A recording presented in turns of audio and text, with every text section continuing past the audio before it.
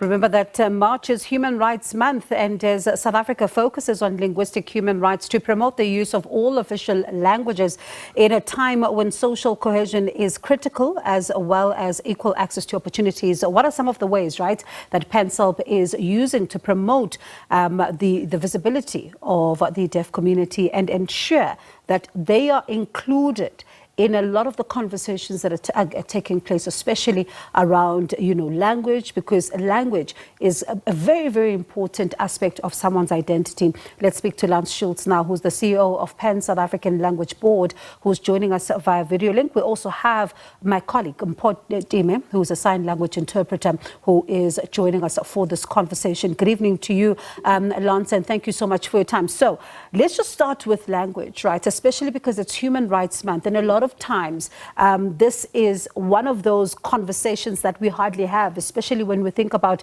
language as part of ensuring that human rights of individuals are actually taken into account, especially when you look at our historical legacies. How are you as PanSALB, for example, ensuring that this Human Rights Month inclusivity is achieved, particularly for the deaf community?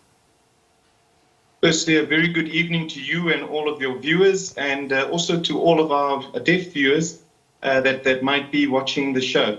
I'm very pleased to be here. So I think the month is really a culmination of Human Rights Month.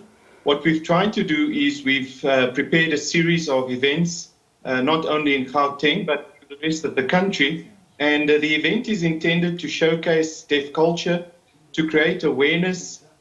We would recall that the President signed the proclamation on the 19th of July 2023. And on the back of that, we as PanSALB have been seized with the work of implementing the South African Sign Language Charter. The Charter provides a roadmap for a series of interactions that needs to take place to ensure that not only government, but society as a whole is ready and ensure that all of the apparatus and the systems in terms of policies is put in place so that people that were or experienced deaf either as children or society at large do not experience the same type of difficulties that they've had in the past. So we've been seized with that work, and we're quite happy with the event that we had also on the 5th of March with National Language Service from the Department of Sports, Arts and Culture, where we have created a platform to engage and also to hear some of the experiences of some of our deaf persons in terms of some of the areas they would like to see us developing further. And Lance, what are those areas? Because I was going to go into that to say, let's look at South Africa's road, 30 years on, and over 30 years that is, and just, see the world through their eyes. What are some of the areas that they say they still want to see more action? So one of the areas that we are particularly focused on is creating the conditions that will promote and ensure that we develop South African Sign Language, not only in terms of standardization, but also to have a look at the impact, particularly of our children. And we had to pay attention to one of the themes that they said we need to ensure, and that is not to do anything for them without them. So I think there's 4 particular areas that resonated for me. The one is to ensure the right to mother tongue education.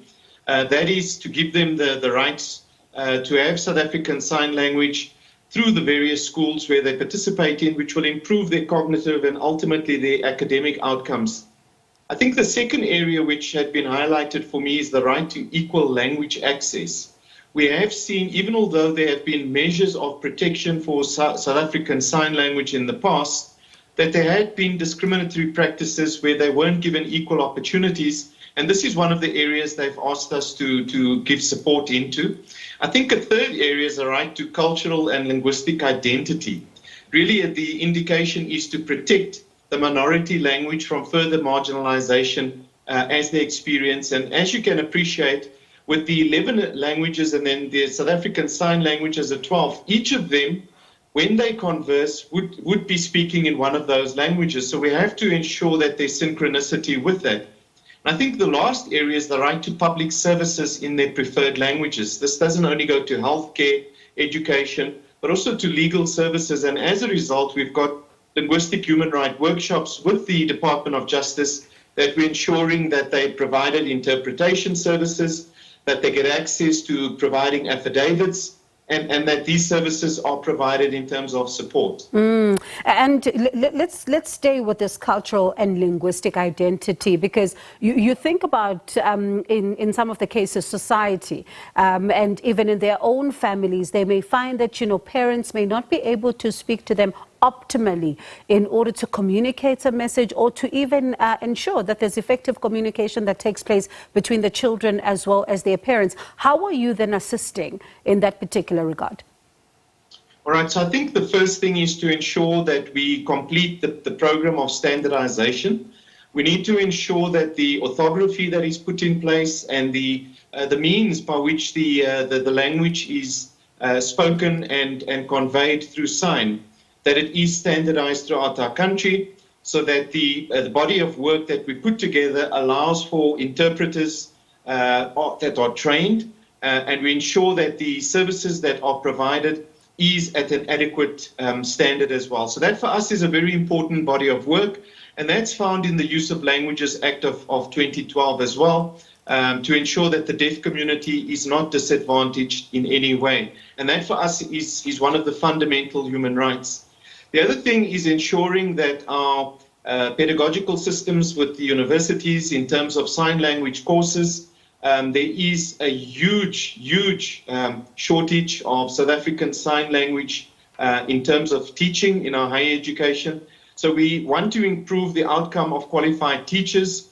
We want to ensure that the culture of acceptance also in the community has got equality, and that there's no discrimination then that's brought insofar as this is concerned.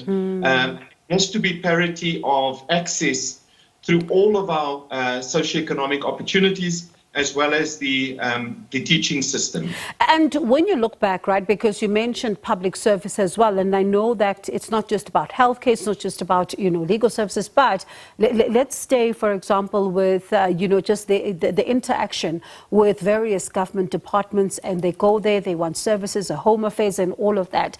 When you look at the road that we've traversed, has enough been done, or are there even some strides that are being made towards ensuring that when a deaf child is able to get to that office looking for a birth certificate or an ID document, there is somebody who's able to explain the forms and take them through the processes in a very comfortable manner, so that they also are included in the system?